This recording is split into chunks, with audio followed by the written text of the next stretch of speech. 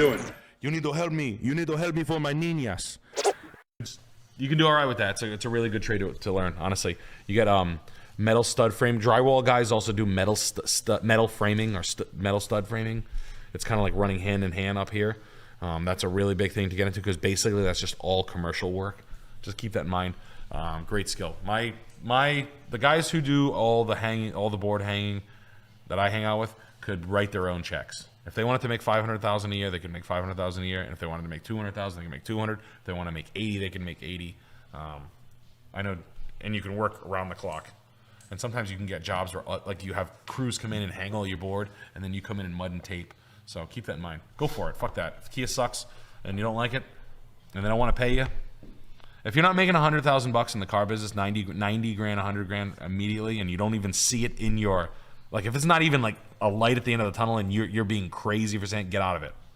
Don't work at a car dealership for 60 grand a year. That's hell. That's stupid shit. That will burn you out. Only go where the action is hot and you can crush it and sell 20 cars and they'll pay you 10, 12, 14 grand a month. They will. It's everywhere. I will. That's why I'm never feeling. I'll never be. I'll go broke tomorrow. I'll walk into a car dealership. I'll make $12,000 the first month. I will eat everybody's fucking lunch immediately. But I'll go to the dealership where it can happen. I miss it sometimes. I told my wife I missed it today. I would love to just go back to Mercedes and just start fucking kicking the shit out of John Canning and Thaddeus. Those fucking pussies. And Mike Fernandez, don't think yourself either. I'll get your ass. I'll fucking smoke you. I'll show up at 7 a.m. and do push-ups. I'll charm the pants off them. I'll make you look ridiculous in the showroom. I'll tell stories. What'd you say, Mike? That's weird. Yo. What'd you say, John?